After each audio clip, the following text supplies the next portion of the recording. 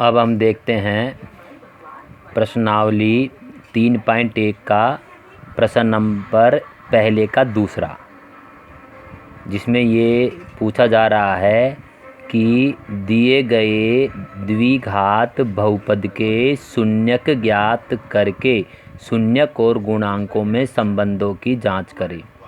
तो प्यारे विद्यार्थियों, मैंने आपको पिछले वीडियो में बताया था कि सबसे पहले आप इसमें ये देखोगे कि इसमें ए क्या है, बी क्या है और सी क्या है। तो हम देखते हैं यहाँ पे हमारा जो ए है वो ए है एक्स स्क्वायर का गुणांक, और एक्स स्क्वायर का गुणांक हमारे पास है 4। तो यहाँ ए का मतलब हमारा हो गया 4, ए यानी 4। और बी जो हमारा है वो है एक्स का गुणांक, यानी आपका एक्स कितनी बार है यहाँ पे 4, लेकिन ये 4 किसका है, माइनस का, इसलिए बी का मतलब आपका यहाँ हो जाएगा माइनस का 4। चिन्हों का विशेष ध्यान रखना है। और सी का मतलब मैंने आपको बताया था अचर पद यानी संख्यात्मक मान, जो हमारा है प्लस का 1।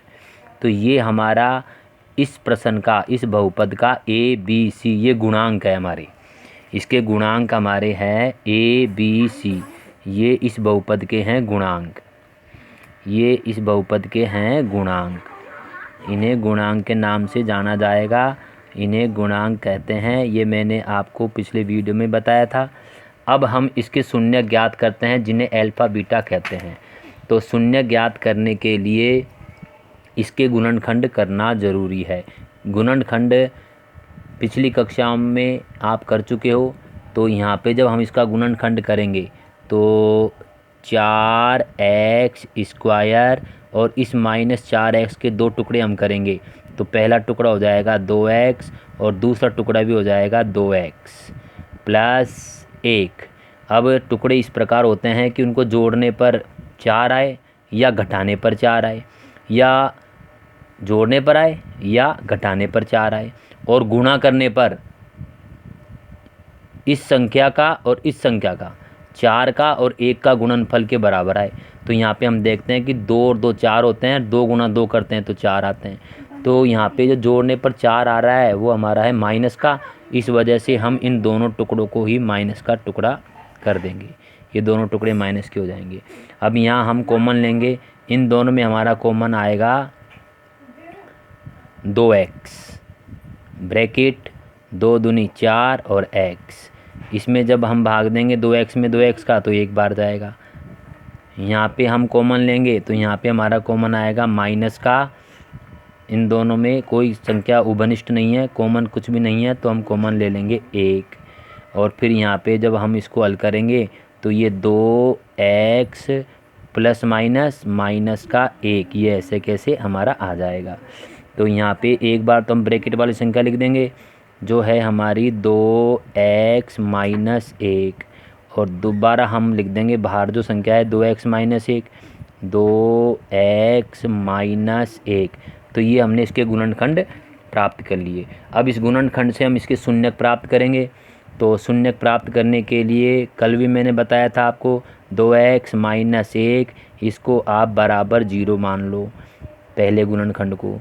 अब इस 1 का हम पक्षांतरण करेंगे तो 2x बराबर 1 उधर जाते ही माइनस का है तो प्लस का 1 हो जाएगा, और x बराबर हमारा पहला जो शून्यक है वो आ जाएगा 1/2। या दूसरा शून्यक ज्ञात करने के लिए हम दूसरे गुणनखंड को देखते हैं। दूसरा गुणनखंड है हमारा 2x माइनस 1, इसको भी हम बराबर 0 मान लेते हैं। फिर इसका जब पक्षांतरण करेंगे 1 का तो ये माइनस का 1 प्लस का 1 हो जाएगा 2x, इसकी जैसे ये सेम 2x बराबर 1, और हमारा यहाँ पे x बराबर आ जाएगा 1/2। तो आपका पहला शून्यक आ गया 1/2 और दूसरा शून्यक भी आपका 1/2, दोनों शून्यक समान भी आ सकते हैं। तो ये शून्यक हमारे आगे 1/2 1/2। तो इसका मतलब शून्यकों को हम कहते थे अल्फ़ा और बीटा। तो आपका अल्फ़ा यहाँ पे है बराबर 1/2 और आपका जो बीटा है वो है आपका बराबर 1/2। तो इस प्रकार हम इसके शून्यक ज्ञात कर सकते हैं।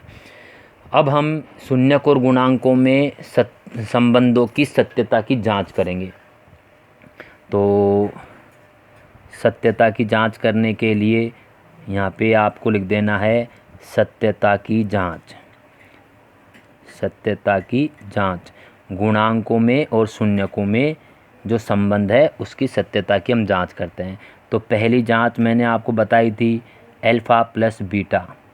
तो अल्फ़ा प्लस बीटा बराबर माइनस का बी बटा ए। तो यहाँ पे अल्फ़ा आपका आया था 1/2, 1/2 और बीटा भी आपका आया है 1/2 बराबर, और आपका बी जो था हमने पहले ही देख लिया, जो इसका गुणांक था -4। तो यहाँ बी का मतलब आपका हो जाएगा -4। अब सूत्र में पहले से माइनस है तो ये तो सूत्र का माइनस, और -4 हमारा गुणांक है। तो यहाँ पे 2 चिन्ह जब एक साथ आ जाते हैं तो आप ब्रैकेट में लिख दोगे बटे, और ए का मतलब है हमारा 4। अब इसको जब हम हल करेंगे तो इसका जब लघुत्तम लेके हल करेंगे तो ये हमारा आ जाएगा 2/2 बराबर माइनस और माइनस प्लस 4/4। तो ये जब हम काटेंगे 2 एकम 2 और ये भी आ जाएगा 4 एकम 4, दोनों पक्ष हमारे यहाँ बराबर आ गए। तो ये हमारे सत्यता की यहाँ पे जांच हो गई। दूसरी जांच जो थी हमारी वो थी हमारी अल्फ़ा गुणा बीटा। तो यहाँ पे आप लिख दोगे अल्फ़ा गुणा बीटा। दूसरा संबंध था हमारा अल्फ़ा गुणा बीटा बराबर C/A। तो इसको भी हम चेक करके देखते हैं। हमारा अल्फ़ा था 1/2 गुणा बीटा भी हमारा था 1/2 बराबर सी हमारा है 1। तो यहाँ पे हम लिख देंगे C का मतलब 1 और A का मतलब है हमारा 4। तो जब इसको हम गुणा करेंगे तो 1 एकम 1, 2 दूना 4 बराबर 1/4। तो ये भी दोनों पक्ष बराबर आ गए। तो यहाँ पे इन दोनों के संबंधों की सत्यता की जांच हो गई। तो इस प्रकार आप प्रत्येक प्रश्नों को हल करने का अभ्यास करें।